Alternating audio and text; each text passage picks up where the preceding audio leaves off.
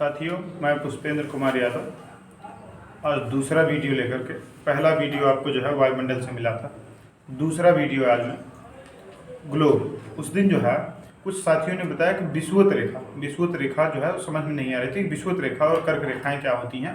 तो आज हम ग्लोब पढ़ा रहे हैं। ग्लोब दूसरा वीडियो आज डाल रहे हैं। ठीक, दूसरा वीडियो एक्सपर्ट कोचिंग की तरफ से जो है, एक्सपर्ट कोचिंग क्लासेस की तरफ से दूसरा वीडियो आज मैं डाल रहा हूँ, पुष्पेंद्र कुमार यादव जो है।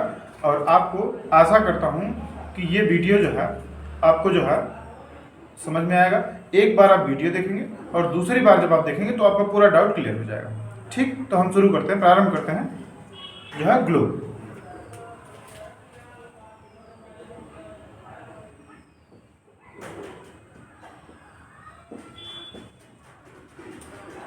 आप लोग ग्लोब जो है स्कूल में या प्रयोगशालाओं में ग्लोब को रखा हुआ देखा होगा, तो वही ग्लोब है।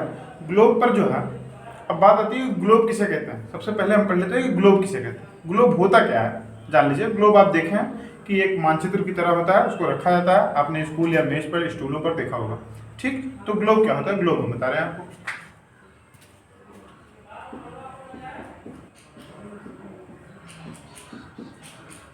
ये ग्लोब जो है पृथ्वी का वह काल्पनिक नमूना जिस माध्यम से या जिस प्रयोग के माध्यम, पृथ्वी का वह काल्पनिक संरचना, आप कह सकते हैं कि पृथ्वी की वह काल्पनिक संरचना जिसके माध्यम से या जिसके प्रयोग के द्वारा दर्शाई जाती है या प्रस्तुत की जाती है, उसी को ग्लोब कहते हैं। पृथ्वी की वह काल्पनिक संरचना जिसके द्वारा, जिस प्रयोग के द्वारा जो है दर्शाई जाती है, प्रस्तुत की जाती है, उसी को ग्लोब कहा जाता है। ठीक, तो इसकी हम परिभाषा लिख देते हैं।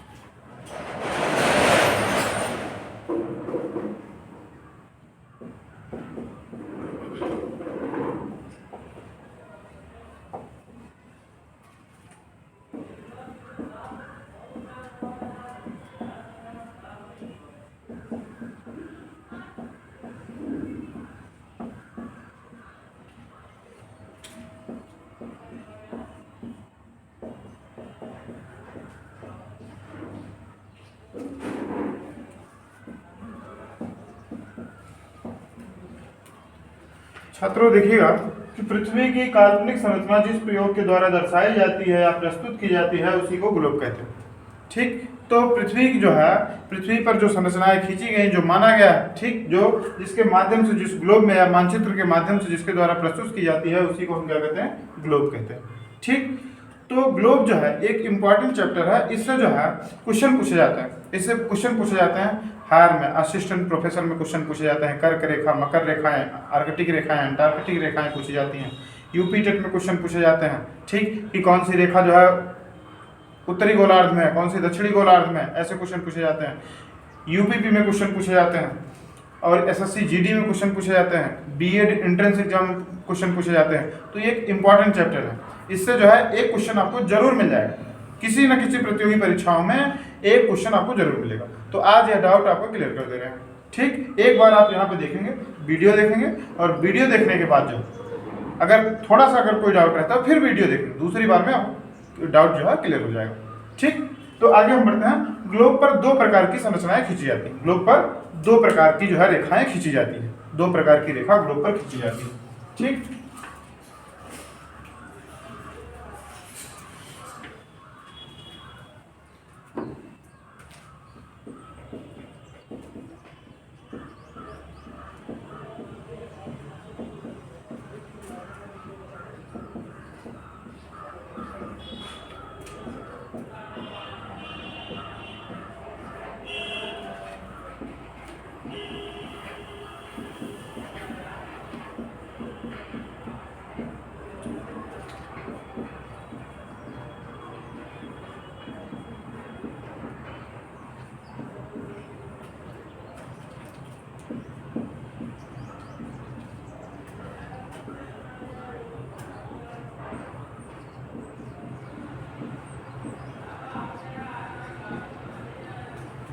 देखिए छात्रों कि दो प्रकार की रेखाएं, ग्लोब पर दो प्रकार की रेखाएं खींची जाती हैं।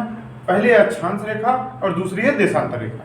ठीक, तो अब हम सबसे पहले जो है कि अक्षांश रेखा आपको पढ़ा रहे हैं कि अक्षांश रेखाएं कितनी अक्षांश रेखाएं होती हैं और अक्षांश रेखाएं कैसे खींची जाती हैं। तो उसके बारे में हम आपको एक पूरा जो है ग्लोब बना रहे हैं। ठीक, और उसके बाद जो है फिर आपको जो है दिखा रहे हैं कि कैसे जो है खींची जाती हैं। ठीक, तो सबसे पहले अक्षांश रेखा।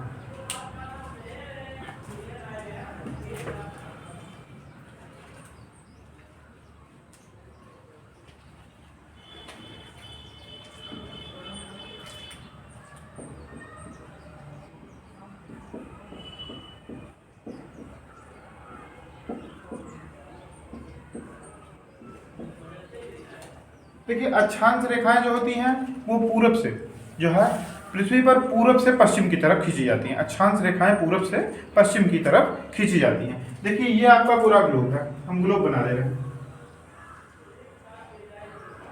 ये आपका पूरा ग्लोब हो गया। ठीक, और इस पर जो है दो प्रकार की जो है रेखाएं खींची जाती हैं, अक्षांश रेखाएं और देशांतर रेखाएं। तो सबसे पहले हम अक्षांश रेखाएं आपको दिखा रहे हैं। ठीक, तो अक्षांश रेखा जो है जो खींची जाती है पूरब से पश्चिम की तरफ। ये देखिए पूरब से पश्चिम की तरफ जो है, तो पूरब से पश्चिम की तरफ रेखाएं खींची जाती है।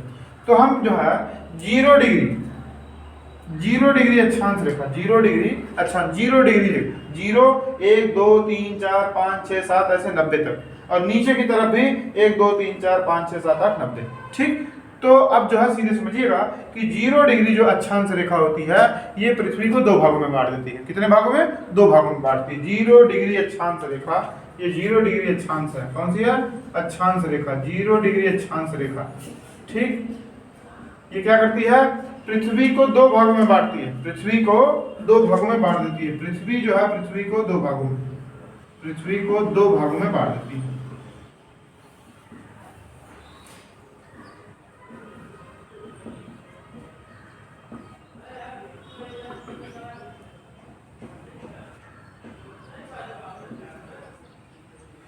जीरो डिग्री अक्षांश रेखा पृथ्वी को दो भागों में बांटती है। तो अब इस रेखा को 0 डिग्री जो है, जो अक्षांश रेखा है, इसे जो है दो भागों में बांटने के कारण भूमध्य रेखा, भू माने पृथ्वी, मध्य माने बीच से गुजरती है, भूमध्य रेखा जो डिवाइड कर दे, पृथ्वी को मध्य से बीच से डिवाइड कर दे, उसी को भूमध्य रेखा कहते हैं। कौन सी रेखा? भूमध्य रेखा, भूमध्य रेखा, भूमध्य रेखा। इसका दूसरा नाम है जो सबसे पॉपुलर नाम, विषुवत रेखा। क्या कही जाती है? भूमध्य रेखा को ही विषुवत रेखा भी कहा जाता है। विषुवत रेखा, विषुवत रेखा, इसी को विषुवत रेखा, भूमध्य रेखा या विषुवत रेखा भी कहा जाता है। ठीक, तो क्लियर हो गया कि 0 डिग्री अक्षांश रेखा। क्वेश्चन पूछता है कि कौन सी रेखा है, कितने डिग्री अक्षांश रेखा को विषुवत रेखा कहा जाता है? तो 0 डिग्री अक्षांश रेखा को विषुवत रेखा या भूमध्य रेखा कहा जाता है। ठीक, इतना क्लियर हो गया आपका। अब उसके बाद बात आती है कि कुल कितनी अक्षांश रेखाएं होती हैं। ठीक, बात आती है कि कुल कितनी अक्षांश रेखाएं होती हैं। तो देखिएगा, एक जो है 0 हो गया, 1 2 3 4 ऐसे ही 90 तक। कितनी रेखाएं? 90 रेखाएं। ठीक, तो इधर हो गया 90 रेखा इस तरफ हो गई 90, और 90 रेखा इस तरफ हो गई। ठीक, तो अब बात आती है कुल कितने अक्षांश रेखाएं कितनी होती हैं, कुल कितनी अक्षांश रेखाएं होती हैं। ठीक, तो कुल अक्षांश रेखाएं जो होती हैं वो होती हैं 180। ठीक, कुल अक्षांश रेखाएं जो होती हैं वो 180 होती हैं। 90 इस तरफ और 90 इस तरफ, तो 90 और प्लस 90 बराबर 180। 180 रेखाएं होती हैं। कुल अक्षांश रेखाओं की संख्या, कुल अक्षांश रेखाओं की संख्या, कुल अक्षांश रेखाओं की संख्या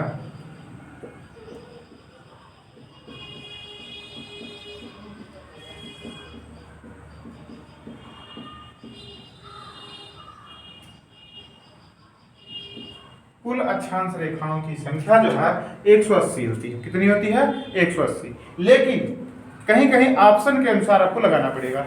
ऑप्शन में क्या होता है कि इसमें क्या करता है कि 0 डिग्री को जोड़ देता है। एक दो तीन हमसे 90 इधर जोड़ दिया, 90 इधर जोड़ दिया, तो 90 दूना 180, और कहीं कहीं इसको जोड़ के देता है, तो जब जोड़ देता है तो इसी में प्लस 1 कर देंगे, तब बराबर हो जाएगा आपका जो है 181। कितना हो जाएगा? 181 रेखा। लेकिन ऑप्शन के अनुसार, ऑप्शन में जो आपको मिलेगा, कहीं कहीं मिलेगा, जैसे पूछ लिया कि कुल कितनी अक्षांश रेखाएं होती हैं। क्वेश्चन कैसे पूछता है हम आपको बता रहे हैं, देखिएगा।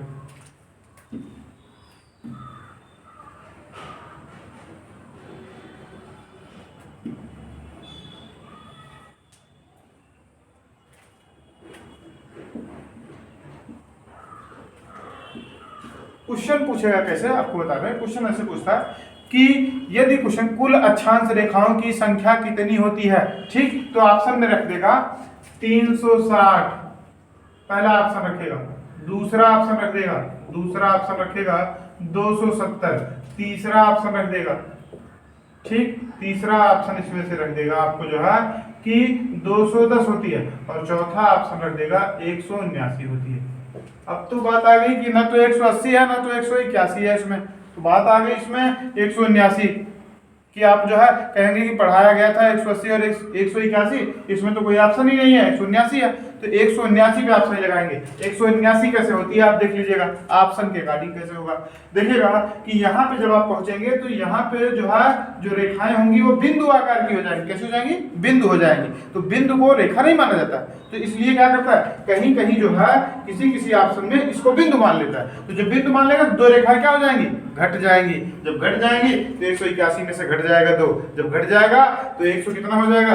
179। तो आपको ऑप्शन के अकॉर्डिंग रखना है 180 भी हो सकती है, ठीक, तो 180 बराबर जो है 180 भी होती है, 181 और 179 भी होती है। तो इसलिए आप लोगों को ये समझ के लगाना पड़ेगा कि कब 180, अगर ऑप्शन में 180 रहेगा और बाकी ये दूर दूर रहेंगे, बाकी दूर दूर रहेंगे, ठीक, तो क्लियर हो जाएगा। 180 लगाएंगे, अगर जो है ऑप्शन में 181 रहेगा तो उसको लगाएंगे, और यदि 179 रहेगा तब लगाएंगे। एक क्वेश्चन का आपको डाउट खत्म हो गया। ऐसे ही क्वेश्चन पूछे जाते हैं, ठीक। अब आगे देखिएगा, ठीक, कि इसमें से कुछ जो है प्रमुख रेखाएं होती हैं, ठीक, कुछ जो है प्रमुख रेखाएं होती है जिसका हमें अध्ययन, मुख्य रेखाएं होती हैं जिसका हमें अध्ययन करना पड़ता है। सभी रेखाओं का अध्ययन नहीं करना पड़ता है, कुछ मुख्य रेखाएं उन्हीं का अध्ययन करना पड़ता है, अक्षांश रेखाओं, ठीक। तो उसमें कौन कौन सी देखिएगा मुख्य रेखाएं हैं, हम आपको बता रहे हैं।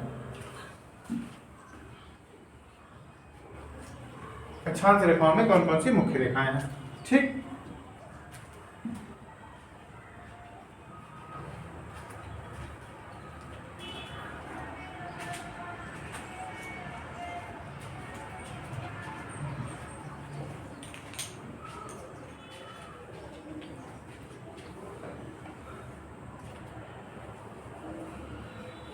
देखिएगा जो है कि छात्रों जो है भूमध्य रेखा जब दो भागों में इसको बांट देती है, तो जब ऊपर वाला जो भाग हो जाता है, एक कोई गोला हो, अगर गोले को दो भागों में बांट दिया जाए तो गोलार्ध कहलाता है। जब दोनों गोला अलग हो तो आधा गोला हो तो उसे क्यों गोलार्ध कहता है। तो ऊपर वाला जो उत्तरी होता है, उत्तर में होता है, उसे कहते हैं उत्तरी गोलार्ध। ये ध्रुव हो गया, ये क्या हो गया? ध्रुव। इसी को उत्तरी, उत्तर में है उत्तरी ध्रुव, ठीक। तो उत्तरी ध्रुव जो है उत्तरी गोलार्ध में किसमें बांट देता है? उत्तरी गोलार्ध में, उत्तरी गोलार्ध। ध्रुव जो है ऊपर वाला उत्तर का ध्रुव, उत्तरी गोलार्ध, और नीचे दक्षिणी गोलार्ध।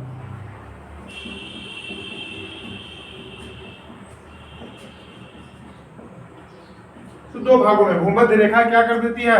दो भागों में उत्तरी गोलार्ध और दक्षिणी गोलार्ध में बांट देती है, दोनों को अलग अलग बांट देती है, ठीक। तो अब सीधे सीधे ये ध्रुव है। इससे पहले हमने आपको बताया था कि वायुमंडल में कि ध्रुवों जो होते हैं, ध्रुव पर उसकी ऊंचाई कितनी होती है वायुमंडल पे? 8 किलोमीटर होती है। विषुवत रेखा पे 18 किलोमीटर होती है, तो यही ऊंचाई थी, ठीक। यही बता रहे थे, यही से क्लियर होगा, ठीक। तो अब ये हो गया भूमध्य रेखा, और ये 23.5 डिग्री, कितना? 23.1/2 डिग्री अक्षांश रेखा। कौन सी रेखा? अक्षांश रेखा को कर्क रेखा कहा जाता है। कौन सी रेखा? कर्क रेखा।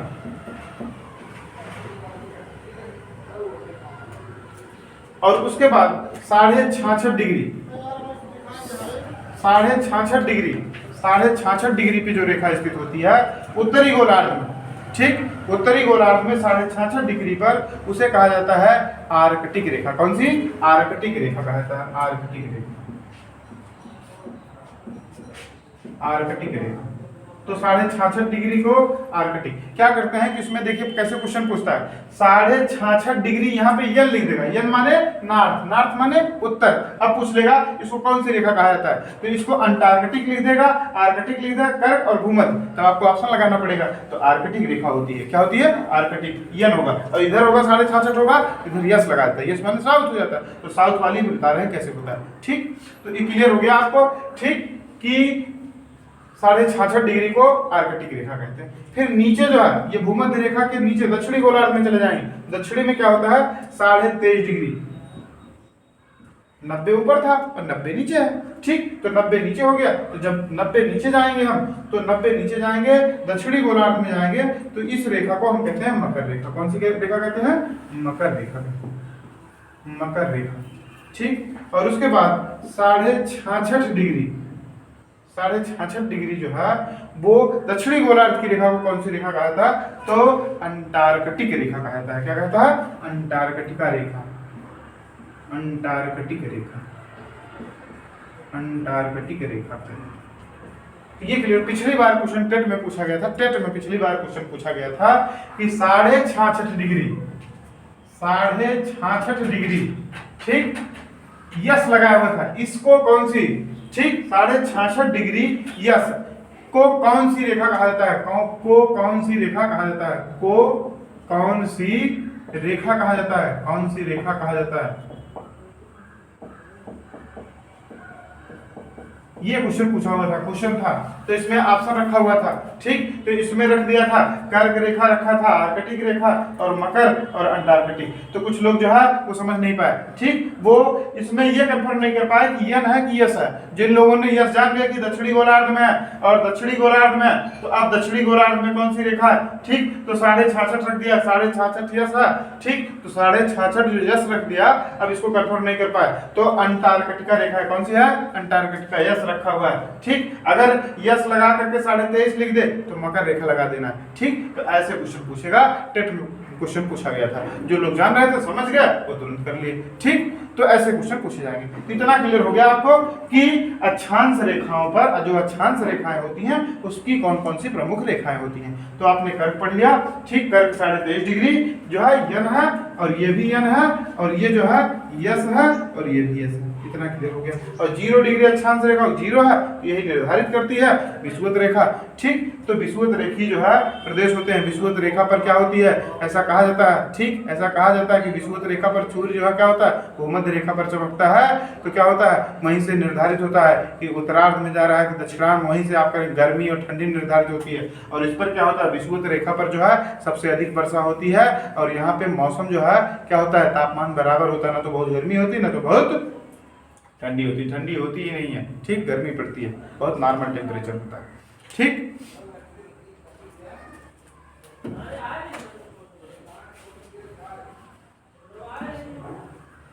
अब बात आती है एक क्वेश्चन इंपॉर्टेंट, पिछली बार जो है टीजीटी में पूछा गया, भूगोल का क्वेश्चन है। ठीक, पूछा गया था पिछली बार टीजीटी भूगोल में कि एक अक्षांश रेखा से दूसरे अक्षांश रेखा के बीच की दूरी कितनी होती है, कि 0 से 1 के बीच में इसके बीच की दूरी कितनी होती है, यह क्वेश्चन पूछा गया टीजीटी भूगोल में। तो 111 किलोमीटर होती, कितनी होती है, 111 किलोमीटर। एक अक्षांश रेखा से दूसरे अक्षांश रेखा के बीच की दूरी 111 किलोमीटर होती है। अगर वही पूछ ले एक देशांतर रेखा से जो है दूसरे देशांतर रेखा के बीच में सबसे अधिकतम दूरी कहाँ होती है, अगर अधिकतम पूछ ले सबसे, तो 111.3 कर देंगे, 3 किलोमीटर होती है, इतना लगा देंगे अगर सबसे अधिकतम पूछ ले। अगर नॉर्मली पूछ ले कि एक अक्षांश रेखा से या एक देशांतर से दूसरे देशांतर के बीच में दूरी कितनी होती है, तो 111 लगा देंगे। ठीक,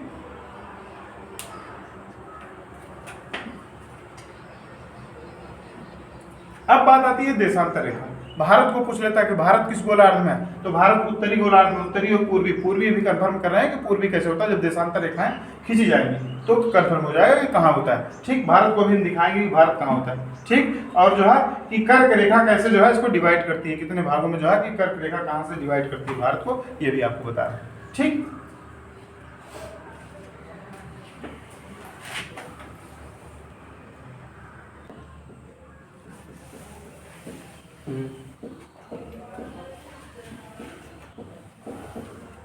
देशांतर रेखाएं, अक्षांश रेखाएं आपने देख लिया। ठीक, अब देखिएगा देशांतर रेखाएं। देशांतर रेखाएं ये तो अक्षांश रेखाओं की रेखाएं। ठीक, अब देशांतर रेखा आपको दिखा रहे हैं। देशांतर रेखा कैसी होती है? देशांतर जो रेखाएं होती हैं वो एक ध्रुव से दूसरे ध्रुव तक मिलान करती हैं। क्या करती हैं? एक ध्रुव से दूसरे ध्रुव तक मिलान करती हैं। ये उत्तर से दक्षिण की तरफ खींची जाती है, उत्तर से दक्षिण। ठीक, तो इसमें जो है जैसे ये भूमध्य रेखा जो है 0 डिग्री अक्षांश रेखा इसको बीच से काट रही थी, वैसे ही एक जो है काल्पनिक रेखा के रूप में जो है सीधे समझिएगा कि 0 डिग्री देशांतर रेखा। कौन सी रेखा? 0 डिग्री देशांतर रेखा। 0 डिग्री देशांतर रेखा जो है ये जो है इसी को कहता है अंतरराष्ट्रीय मानक समय रेखा। इसी से निर्धारित करता है कि इधर और उधर दोनों तरफ की जो है जो आपका जो है टाइम है वो यही जो है अंतरराष्ट्रीय जो है मानक समय रेखा यही निर्धारित करती है। 0 डिग्री देशांतर रेखा को क्या क्या कहते हैं हम देख लीजिएगा। 0 डिग्री देशांतर रेखा, देशांतर रेखा कौन सी रेखा? देशांतर रेखा। 0 डिग्री देशांतर रेखा को क्या क्या कहते हैं? ग्रीनविच रेखा कहा जाता है। ग्रीनविच रेखा, ग्रीनविच रेखा कहा जाता है। अंतरराष्ट्रीय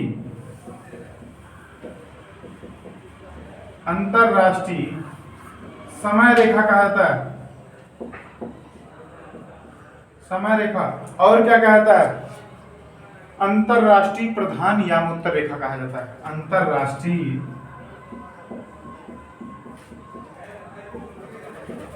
प्रधान समय रेखा या प्रधान यामोत्तर रेखा कहा जाता है।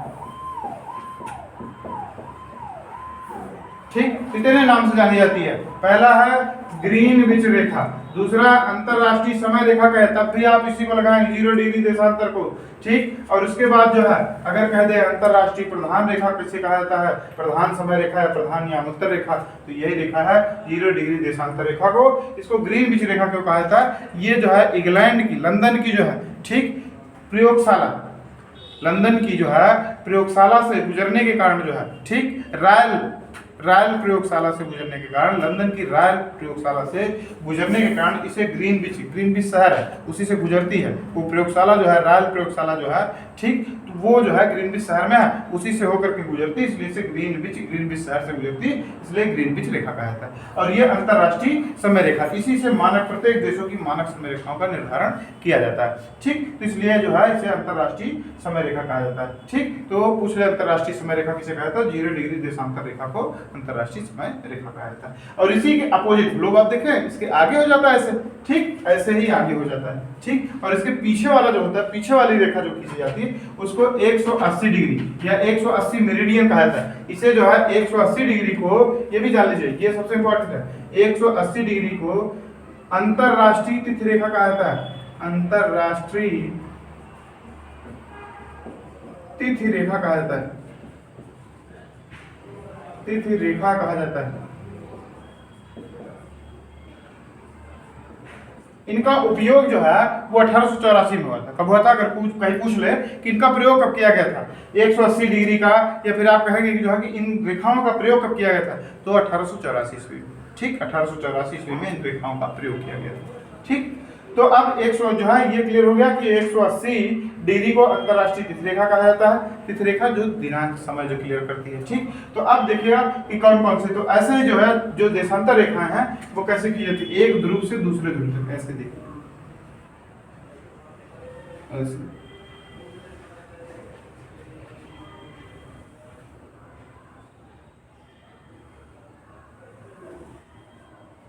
ठीक, तो ऐसे खींची जाती हैं। ऐसे ही जो है कि एक ध्रुव से दूसरे ध्रुव तक मिलान करती हैं, ऐसे रेखाएं खींची जाती हैं। अब बात आती है कि कुल कितनी देशांतर रेखाएं होती हैं। तो 180 देशांतर रेखा इस तरफ, 180 देशांतर इस तरफ, 180 इस तरफ, 180 और प्लस 180, 180 प्लस 100, कुल देशांतर रेखाओं की संख्या, कुल देशांतर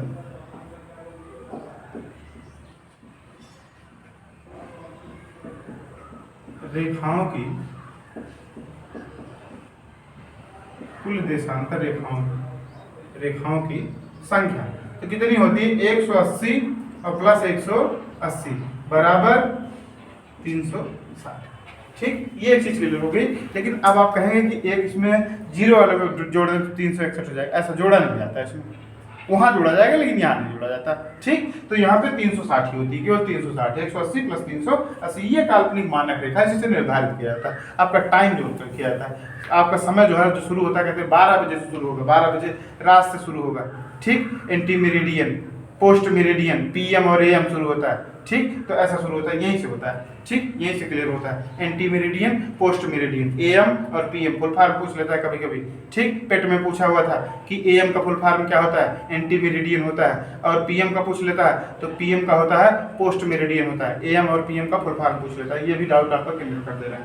ठीक, तो अब हो गया यहाँ पे 180 और प्लस 180 बराबर 360 जो है देशांतर रेखाएं होती हैं। ठीक, तो अब देखिएगा कि ये देशांतर रेखाएं क्लियर। अब हम भारत का दिखा रहे हैं कि क्वेश्चन कहाँ से पूछ लेता है। देखिएगा क्वेश्चन जो है कि भारत आपका कहाँ स्थित है, तो भारत आपका यहाँ स्थित है, ये है आपका भारत।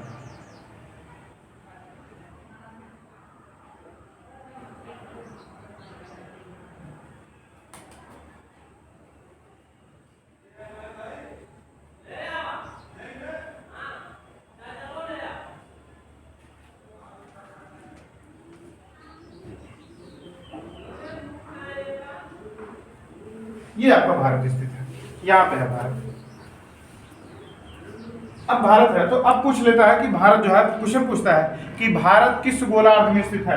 ठीक, तो जब ये रेखा क्लियर हो जाती है तो इधर हो जाती है, इधर की रेखाएं होती हैं पूर्वी देशांतर। कौन सी रेखाएं, पूर्वी देशांतर हो जाती हैं। कौन सी रेखा, यही देशांतर रेखा 0 डिग्री देशांतर रेखा निर्धारित करती है। और इधर हो जाता है आपका पश्चिमी देशांतर। क्या होता है, पश्चिमी देशांतर। ठीक, ये भी जानना जरूरी है, वहां पे लिखा रहेगा जब क्वेश्चन पूछेगा तो पूर्वी देशांतर और पश्चिमी देशांतर, आगे दिखाएंगे कैसे क्वेश्चन पूछता है इससे। ठीक, तो पूर्वी देशांतर रेखा, पूर्वी देशांतर। अब पूछ लिया कि भारत किस जो है गोलार्ध में, उत्तरी पूर्वी गोलार्ध में। पूर्वी यहाँ से जुड़ जाता है तो पूर्वी और उत्तरी पूर्व की तरफ है, तो उत्तरी पूर्वी गोलार्ध में भारत कहाँ स्थित है, तो भारत उत्तरी पूर्वी गोलार्ध में, उत्तरी पूर्वी गोलार्ध में स्थित है। भारत उत्तरी पूर्वी गोलार्ध में स्थित है, उत्तरी पूर्वी गोलार्ध में स्थित है, भारत उत्तरी पूर्वी गोलार्ध में स्थित है। अब इसमें क्वेश्चन पूछा जाता है कि भारत की मानक समय रेखा कितने डिग्री पर निहित है। भारत की मानक समय रेखा, अभी हम भारत आपको दिखाएंगे कितने जो है वो कितने से कितने के बीच में स्थित है, कितने अक्षांश से कितने अक्षांश के बीच में स्थित है, और कितने जो है देशांतर से कितने देशांतर के बीच में स्थित है, ये भी आपको दिखा रहे हैं। ठीक, और इसकी मानक समय रेखा कौन सी है और इसका बिंदु कहाँ है, ये भी दिखा दे रहे हैं, पूरा डाउट क्लियर कर दे रहे हैं। ठीक,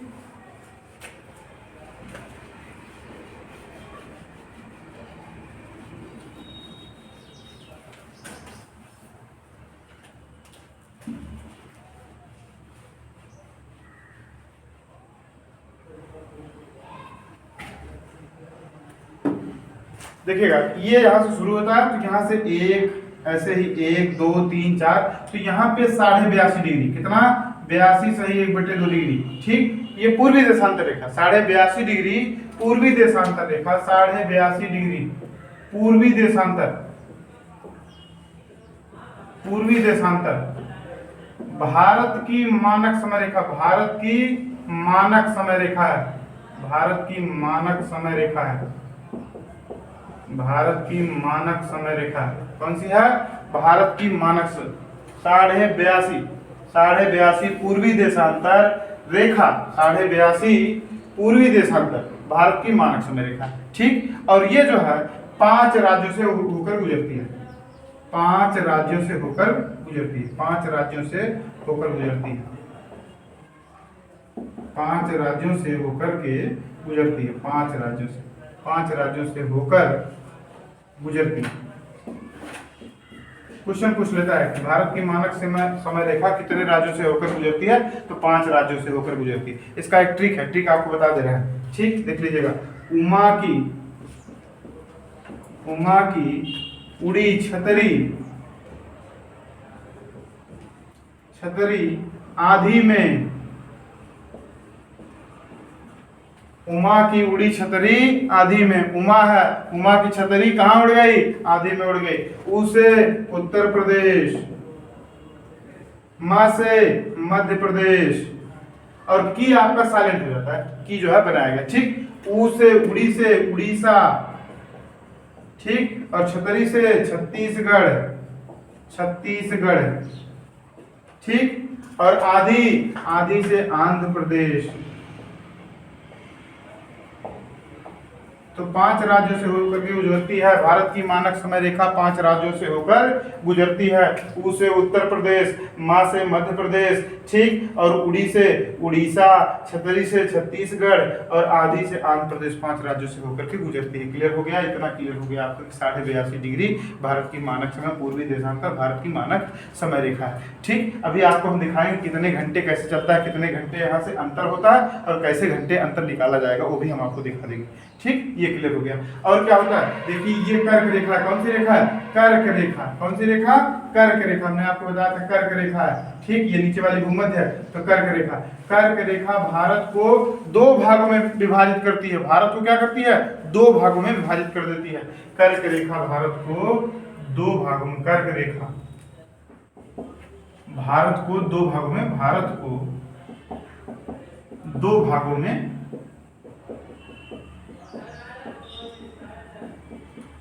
विभाजित करती है। 2 भागों में विभाजित कर देती है। एक जो है ऊपर वाला भाग होता है, नीचे उत्तर भारत हो जाता है, नीचे वाला दक्षिण भारत हो जाता है, 2 भागों में। अब बात आती है कौन कौन से राज्यों से गुजरती है, ठीक। तो कौन कौन से राज्यों से होकर के गुजरती है, ठीक। कर्क रेखा भारत के कौन कौन से राज्यों से होकर के गुजरती है, ठीक। तो 7 राज्यों से कर्क रेखा, कर्क रेखा भारत के 7 राज्यों से, 7 राज्यों से होकर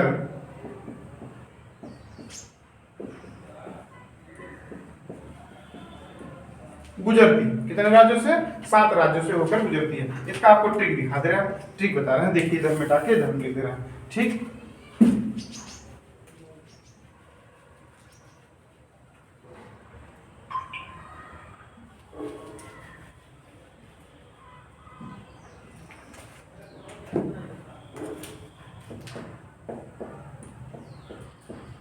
मित्र पर गमछा झार, ठीक। तो मित्र है तो मस्ती करता है, आपस में मस्ती करता है, तो उस पर मित्र पर गमछा झार, ठीक। मित्र से मी से मिजोरम, मिजोरम, त्रि से त्रिपुरा, पा से पश्चिम बंगाल, रा से राजस्थान, गा से गुजरात, और माँ से मध्य प्रदेश, छा से छत्तीसगढ़, और झार से झारखंड, झारखंड। तो देख लीजिएगा 1 2 3 4 5, ठीक, 6 7 8, 8 राज्यों से होकर गुजरती है, ठीक। तो यहाँ पे कितने राज्यों से? 8 राज्यों से होकर गुजरती है। तो 8 राज्य लिख लीजिएगा, 8 राज्य, ठीक। सॉरी 7 राज्य हम करवा दिए थे, 8 राज्य है, ठीक। तो ये क्लियर कर दिया आपको जो है, ठीक। डाउट क्लियर हो गया कि 8 राज्यों से होकर गुजरती है। कर्क रेखा भारत के 8 राज्यों से होकर के गुजरती है। तो क्लियर हो गया, 1 2 3 4 5 6 7 8, 8 राज्यों से होकर गुजरती है, ठीक। क्लियर हो गया? हाँ, थोड़ा सा डाउट हो गया था, ठीक। अगला जो है आगे आप देखेंगे जो है कि कैसे जो है कि अंतर दिखाता है कि कैसे अंतर हो गया, ठीक। तो अंतर हम आपको दिखा रहे हैं, ठीक।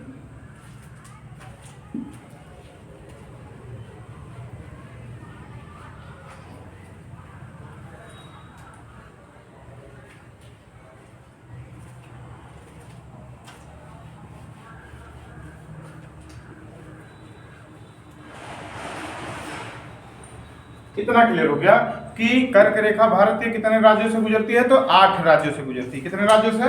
8 राज्यों से। और जो है मानक समय रेखा कितने राज्यों से गुजरती है? तो 5 राज्यों से गुजरती है। इतना क्लियर हो गया, ठीक। अब आगे हम दिखाते हैं कि कैसे इसमें परिवर्तन जो है कि कैसे क्लियर करेंगे कि कितने घंटे का अंतर होता है। भारत की मानक समय रेखा कितनी है?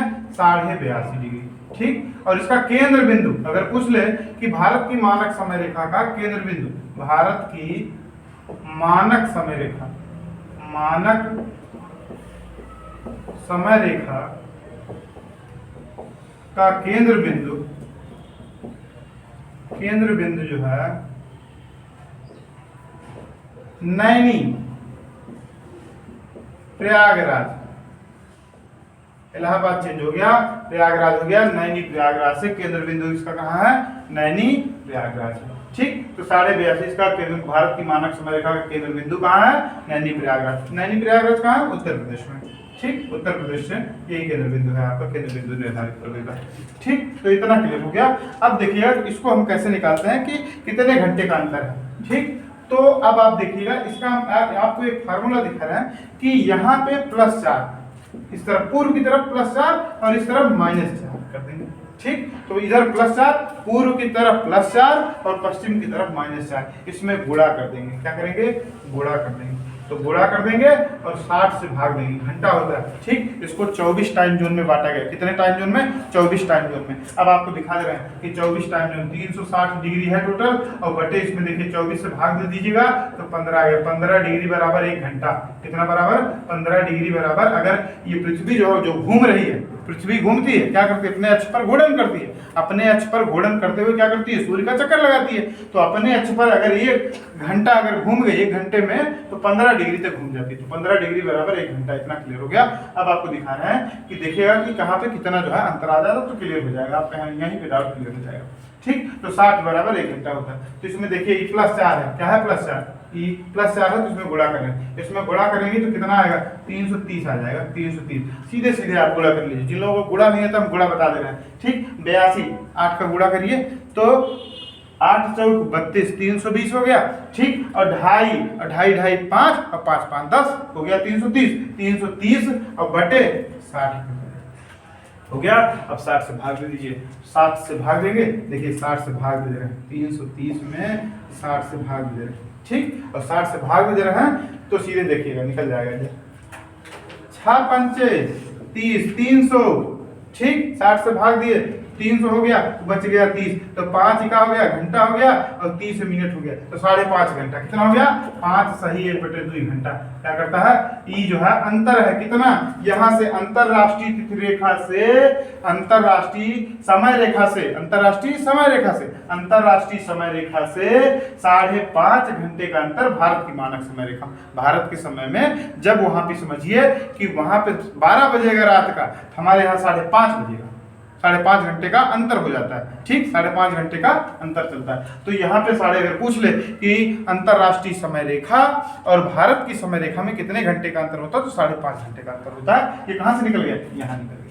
ठीक, ये क्लियर हो गया, आपका एक डाउट हो गया। और चाहे जितना भी आगे जापान है, ये जापान का 90 है, तो 90 से गुणा कर देंगे, आ जाएगा कितने घंटे का अंतर है। ठीक, 90 जापान का आपको दिखा दे रहा है। ठीक, ये जापान है, देखिएगा जापान का हम दिखा रहे हैं आपको।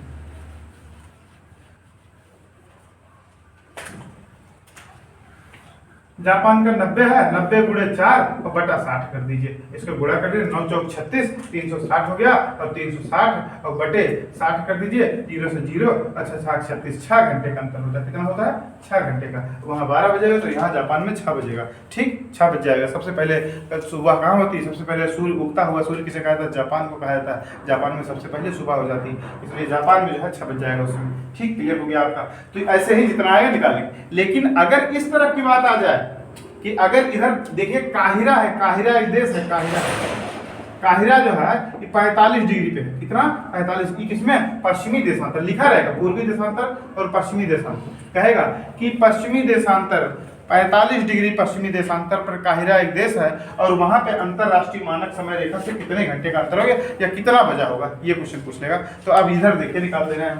ठीक, तो 45 ठीक गुणे -4 और बटा 60। इसका गुणा 45 दूना 90 और 90 दूना 180, 180 आ जाएगा। ठीक, तो 180 बटा 60, 0 से 0, 6 तरीका 18, 3 घंटे आ गया। तो 3 घंटे अंतर होता है, लेकिन क्या होगा उस समय क्या होगा, 3 घंटे का अंतर होता है, लेकिन यहाँ 12 बजेगा तो इधर 3 घंटा पीछे हो जाएगा। 9 3 12, 9 बजेगा। कितना बजेगा, अगर पूछ रहे कितना बजा है तो कितने बजेंगे, तो 9 बजेंगे। 3 घंटा पीछे चले जाएंगे, हम इस तरफ जा रहे हैं तो पीछे हो जाएंगे। ठीक, तो 3 घंटा इसमें से घटा देंगे। और अगर अंतर पूछ रहे कितने घंटे का, तो 3 घंटे का अंतर है, इधर 9 बजेगा इधर 12 बजेगा। ठीक, तो ऐसे ही जितना भी होंगे आप निकाल लेंगे, कोई दिक्कत आपको नहीं होगी। ठीक, लेकिन जो है अंतरराष्ट्रीय जो तिथि रेखा 180 है, इसमें अगर निकालेंगे, अगर कह दे कि इधर से एक व्यक्ति उड़ान भरता है, भारत से उड़ान भरता है और इधर चला जाता है, अगर इधर चला जाए पश्चिम में, पूरब से पश्चिम जाए तो सोमवार को उड़ता है,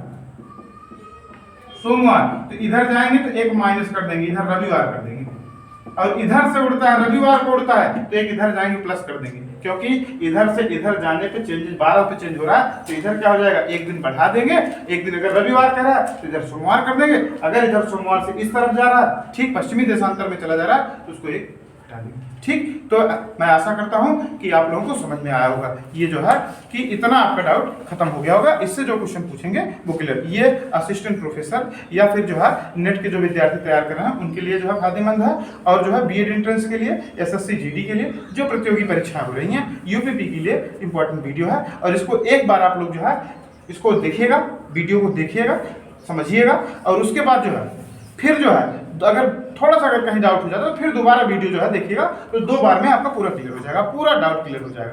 ठीक, और आप कमेंट बॉक्स में जो है जो भी शेयर करिएगा, लाइक करिएगा, सब्सक्राइब करिएगा, और जैसे हम वीडियो डालते जाएंगे वैसे आपको मिलता जाएगा। ठीक, तो धन्यवाद साथियों।